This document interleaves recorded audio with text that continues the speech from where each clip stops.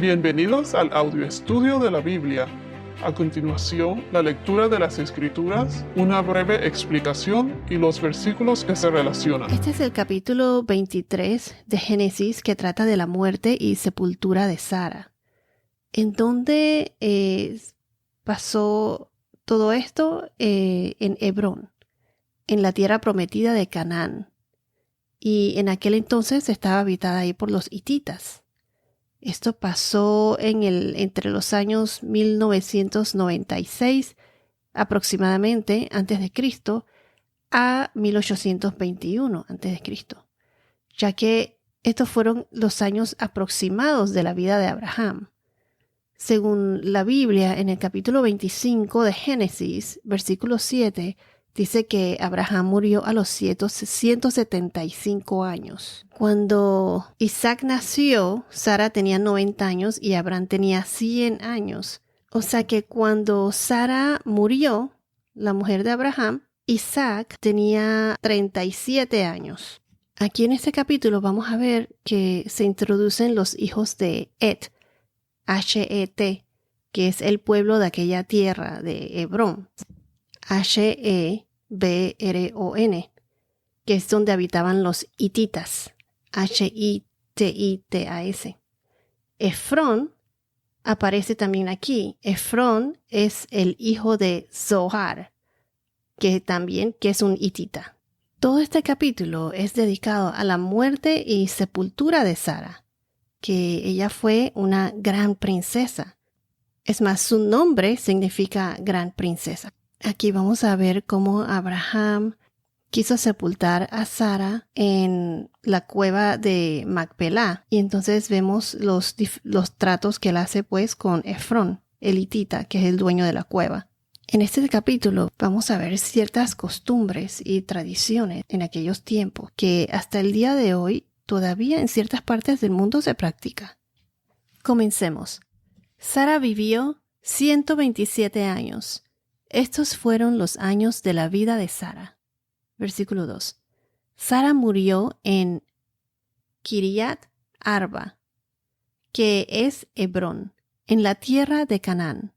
Abraham fue a hacer duelo por Sara y a llorar por ella. Como mencioné anteriormente, el nombre de Sara significa princesa, pero el significado literal del nombre de Sara en hebreo significa mujer de alto rango, mujer noble. Sara es un personaje muy importante en el libro de Génesis. Ella era la esposa de Abraham, el padre de los hebreos, y Sara es considerada la matriarca de la fe judía. Tuvo a Isaac, que fue el hijo prometido. Ella tuvo a su hijo a los 90 años. Y sus descendientes a través de Isaac se convirtieron en el pueblo hebreo.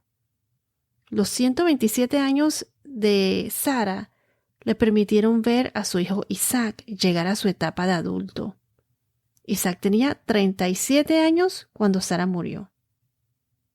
Sara era una mujer hermosa, inclusive a los 80 y pico, 90 años que tenía. Recuerden que Abraham tuvo que mentir 2 veces, no una vez sino 2. La primera en Egipto al faraón diciendo que Sara era su hermana, y la segunda vez fue con Abimelech, porque la belleza de ella era tan grande que Abraham tuvo miedo que lo mataran.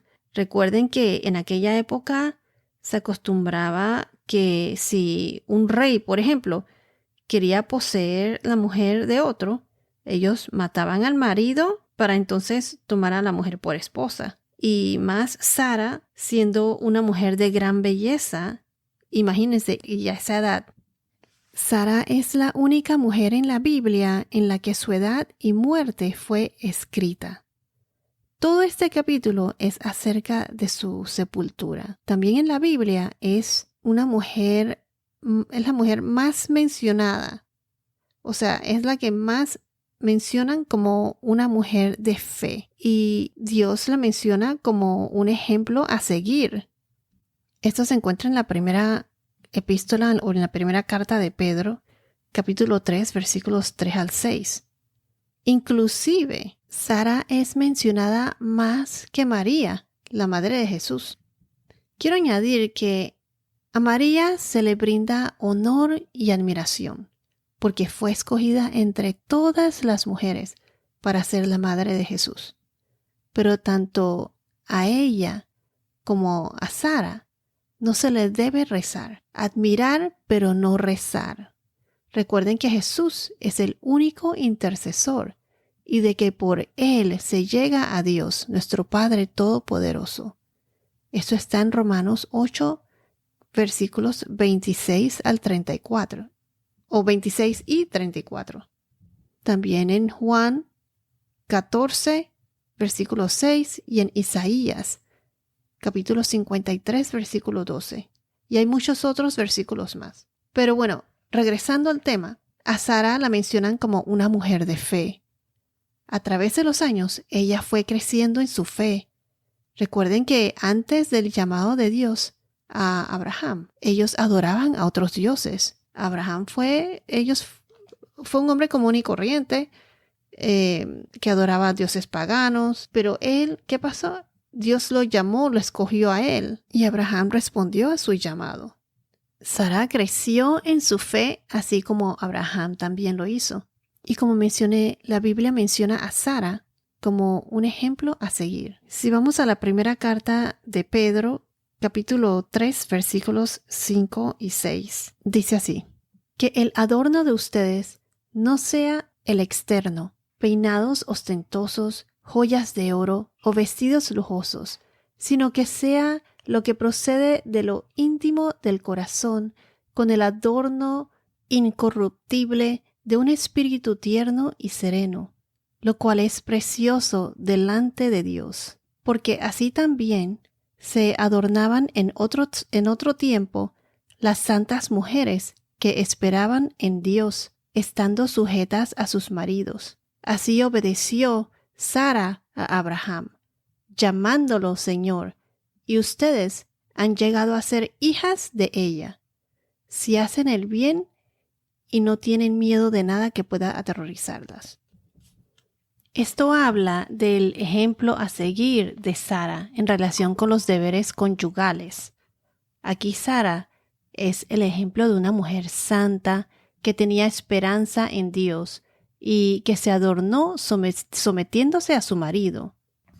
Sara siguió a Abraham. Recuerden que ella salió voluntariamente de su casa, o sea, de su tierra, dejando a toda su familia para seguir a Abraham, mientras seguía las instrucciones de un Dios con el que ella no estaba familiarizada en ese momento. Ella fue creciendo en su fe a través de los años.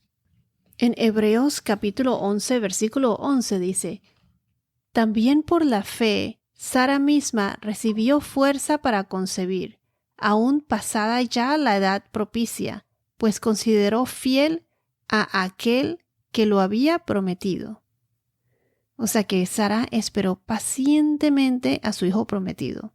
Ella lo tuvo a los 90 años. Sara es mencionada 4 veces en el Nuevo Testamento. En Romanos 4:19, Hebreos 11:11. Ella es la primera mujer mencionada en Hebreos 11. Está en la primera epístola de Pedro, capítulo 3, versículo 6, y en Gálatas, capítulo 4, versículos 21 al 31. Entonces, Sara murió en Kiriat Arba, que es en Hebrón, en la tierra de Canaán. Si vamos a Josué, capítulo 14, versículo 15, Josué 14:15, dice: y el nombre de Hebrón antes era Kiriat Arba, pues Arba era el hombre más grande de los anaseos.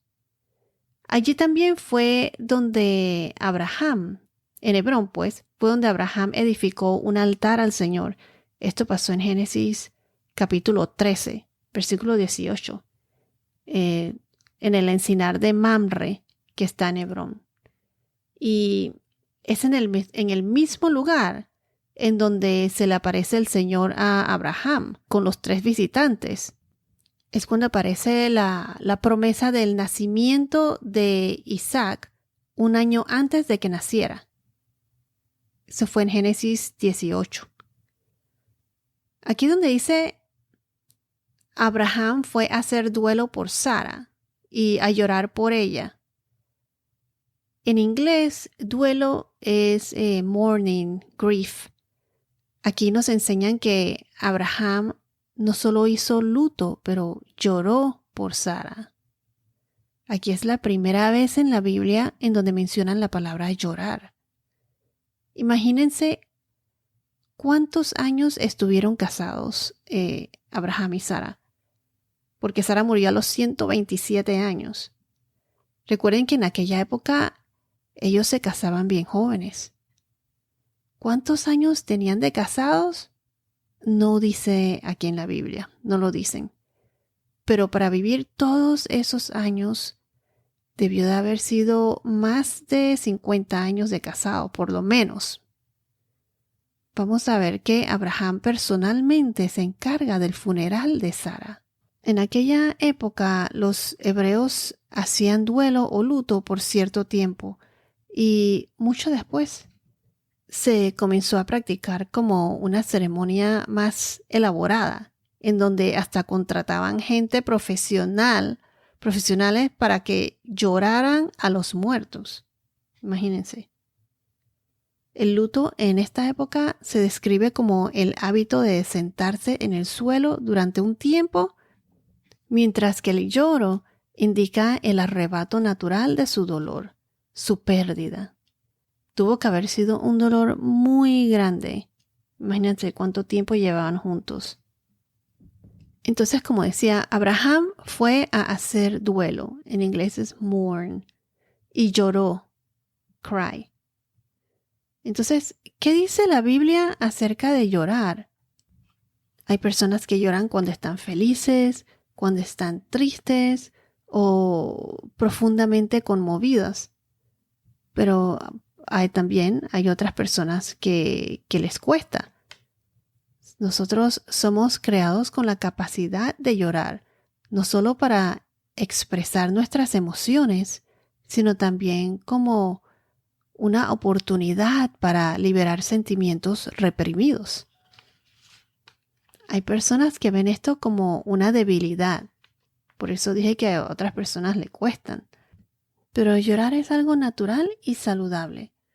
Sin embargo, en la Biblia, hasta las personas más fuertes de la fe o héroes de la Biblia, como Abraham, gritan a Dios con llantos.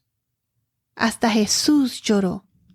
Esto aparece en Juan capítulo 11, versículos 33 al 35. Jesús es Dios, pero también fue hombre y fue sintiendo las emociones de la tristeza desde la perspectiva de la humanidad y vio la agonía de los que amaba. Él lloró con nosotros. Eso fue el llanto de la deidad por la gente para que se alejen del pecado. Se los voy a leer. Juan capítulo 11 versículos 33 al 35. Y dice: Y cuando Jesús la vio llorando, y a los judíos que vinieron con ella llorando también, se conmovió profundamente en el espíritu y se entristeció. ¿Dónde lo pusieron?, preguntó Jesús. Señor, ven y ve, le dijeron. Jesús lloró. Esto fue en Juan con la muerte de Lázaro. Lázaro era muy querido por Jesús. Y llorar es parte de la vida. En Eclesiastes capítulo 3, versículo 4 dice: hay un tiempo de llorar y tiempo de reír, tiempo de lamentarse y tiempo de bailar, y así sucesivamente. Otros que lloraron al Señor fueron Job, capítulo 16, versículo 20, Pablo en Hechos 20, versículo 19, el rey David. Así como nos reímos en voz alta, también lloramos, ya sea en público o solos. No debemos resistirnos. Llorar eventualmente nos renueva y nos ayuda a restaurar después de un tiempo de lágrimas. Pero como se dice en inglés, weeping or mourning, o sea, El duelo no debe durar toda la vida. Hay que seguir adelante. Si vemos en Salmos, capítulo 30, versículo 5, nos dice así: porque su ira es solo por un momento, pero su favor es por toda una vida. El llanto puede durar toda la noche, pero a la mañana vendrá el grito de alegría. Lo que quiero decir es que así como hay un tiempo para llorar, hay un tiempo para parar de llorar. Parar de llorar en el sentido de que lloramos cuando sea necesario, pero también con una esperanza interna a través del Espíritu Santo. O sea que en este caso lloramos en tiempos de luto, pero también nos limpiamos la cara y avanzamos en la fe. Hay que seguir adelante. Sabemos que el Señor está en control y Él hace que todas las cosas funcionen para nuestro bien. Pero también la Biblia nos dice que hay diferentes tipos de llantos. O sea, hay llantos manipulativos también. O sea, falsos, como el de la historia de Sansón y Dalila. Eso está en Jueces capítulo 14, versículos 16-17. Las lágrimas falsas no mostraron un arrepentimiento verdadero, genuino. Y en muchos versículos en la Biblia, el peor destino para todos los que son malvados, que no se arrepentirán, serán echados con llanto y rechinar de dientes.